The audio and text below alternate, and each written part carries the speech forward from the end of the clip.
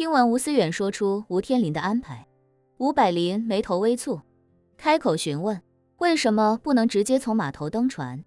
偏要在海上想办法？吴思远只能耐心解释，长老，目前在乌斯怀亚等待进入南极圈的，只有各国科考船，没有商业船舶，而且能探索南极的，大都是经济实力比较强，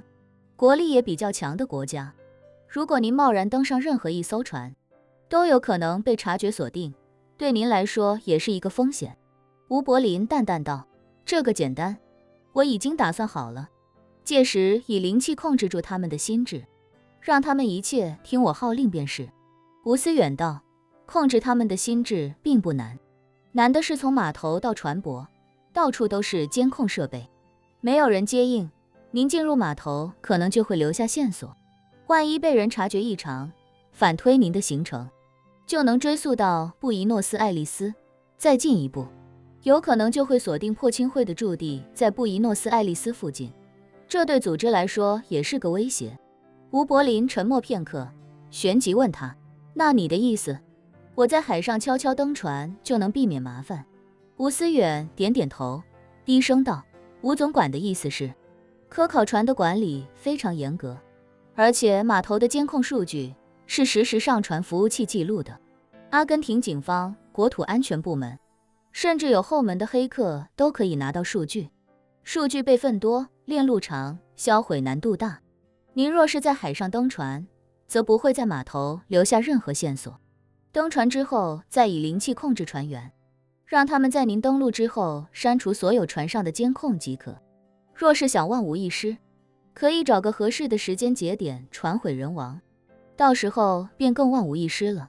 吴柏林问他，那假如某日我离开南极呢？到时候也要从海上登船吗？吴思远说，这就看您什么时候离开了。您要是在冬季离开，那就只剩下不到1个月的时间窗口，要赶在4月看看还有没有科考船从南极离开。如果您赶不上这个时间窗口，那整个冬季恐怕都离不开南极大陆了。若是等到夏季再离开，相对会容易很多，那时候会有很多往来的商业邮轮。我们左军都督府麾下也有一个邮轮运营公司，刚好也有一艘极地探险邮轮，到时候可以过来接您回去。吴柏林轻轻点了点头，道，既然如此，就按天林的意思办吧。当叶晨乘坐的伊利亚特号科考船在海上航行了3天之后，科考船平安通过了魔鬼西风带，绕过了南极半岛，缓缓靠近南极大陆。此时靠近南极大陆的海面已经结了厚厚的冰层，科考船只能以极慢的速度一边破冰一边前行。科考船航行位置已经接近南纬80度线，这里虽然还没有进入极夜，但每天的日照时间已经短到不足3个小时。到了极夜前夕，船舱内的显示屏可以看到外界的实时温度，在太阳出来之前已经低到惊人的零下55度，太阳出来之后温度会有大约10度左右的上升。不过相比这极端的低温，外界的环境倒是风平浪静，几乎没有什么风浪和风雪，有的只是破冰时冰面碎裂的声音，以及引擎运转的低频噪音。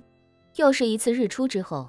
窗外已经可以看到冰雪覆盖的南极大陆。船长通过广播告诉所有人，再过几个小时，科考船就将在南极大陆的边缘处靠岸，让大家做好下船准备。因为旅程快要结束，叶晨便叫醒了一直在闭关中的云如歌和宋如玉，两人回到房间，简单收拾好自己的行李，等待靠岸。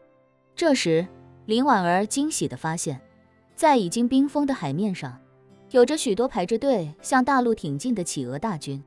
她指着冰面上密密麻麻的黑点，激动地说，公子快看，是帝企鹅。叶晨放眼望去，惊讶地发现，这些企鹅竟然是从冰冻的海面上往南极内陆迁徙。他不解地说，现在南极内陆才是最冷的，这些企鹅怎么还往里面跑？